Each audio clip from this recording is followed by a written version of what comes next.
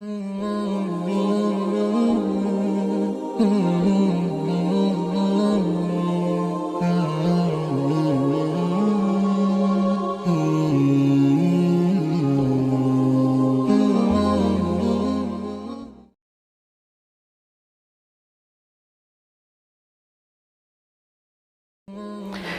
yang berbahagia yang dirahmati Allah Subhanahu wa taala, Allah Subhanahu wa taala mensyariatkan kita untuk melaksanakan zakat.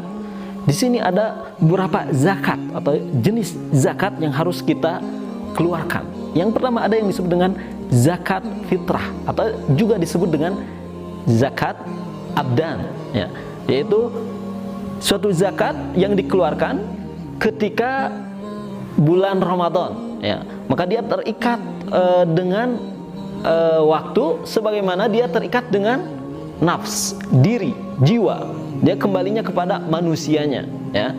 Dan dia hanya dikeluarkan di bulan suci Ramadan atau akhir bulan Ramadan, ya. Ini zakat fitrah. Khudh min amwalihim shadaqatan tutahhiruhum wa tuzakkihim biha. Ambillah dari sebagian harta mereka untuk mensucikan jiwa mereka dan membersihkan diri mereka. Ini juga ayat yang memang ayat ini umum bagi zakat semuanya, tapi juga menjadi dalil bagi zakat fitrah. Yang kedua ada yang disebut dengan zakat mal, ya. Dalilnya masih sama.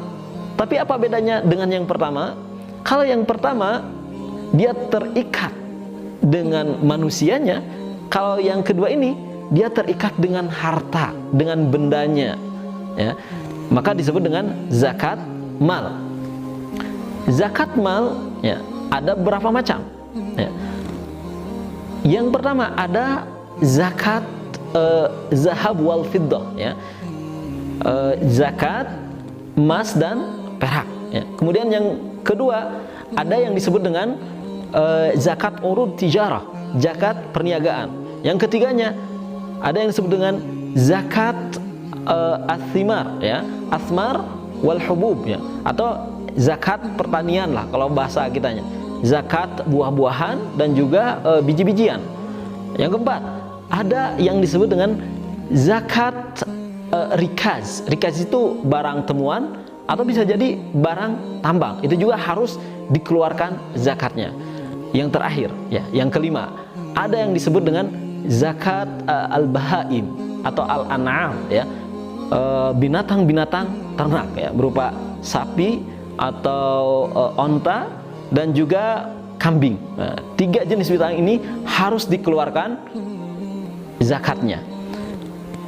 Di zaman klasik zakat hanya terbatas pada 5 jenis zakat yang disebutkan tadi. Tapi setelah muncul kajian, ya, dari para ulama terutama di abad modern ini, ya, setelah perkembangan zaman, kebutuhan umat Islam berbeda, ya, dari zaman ke zaman, maka di sana ada ijtihad para ulama sehingga dari 5 jenis zakat yang sudah sabit, sudah ditetapkan di masa klasik, ya, di masa dulu, itu ada tambahan lagi, ya, jenis zakat-zakat lainnya seperti zakat profesi misalkannya, atau zakat penghasilan, ya. Orang bekerja mendapat penghasilan, ketika penghasilannya itu sudah melebihi nisab maka harus dikeluarkan zakatnya, ya. Ada lagi jenis zakat lainnya mulai dari apa, tabungan, ada obligasi, kemudian surat-surat berharga di perusahaan, itu juga harus dikeluarkan zakatnya. Jadi semakin berkembang. Ada lagi disebut dengan zakat peternakan, ya. Zaman dulu nggak ada, misalkan zakat peternakan, ya, ikan, misalkan ada ternak ikan, ya.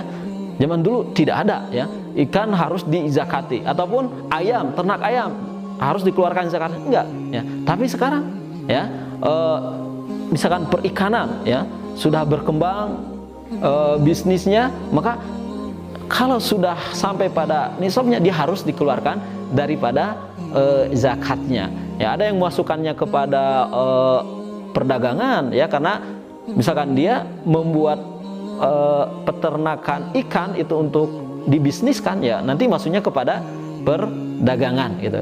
Dan juga banyak perkembangan lainnya yang itu menjadi ijtihad para ulama, ya, untuk lebih istilahnya itu untuk lebih mengembangkan ya kehidupan sosial umat Islam, bahkan peradaban Islam ya, dengan mengembangkan zakat mal.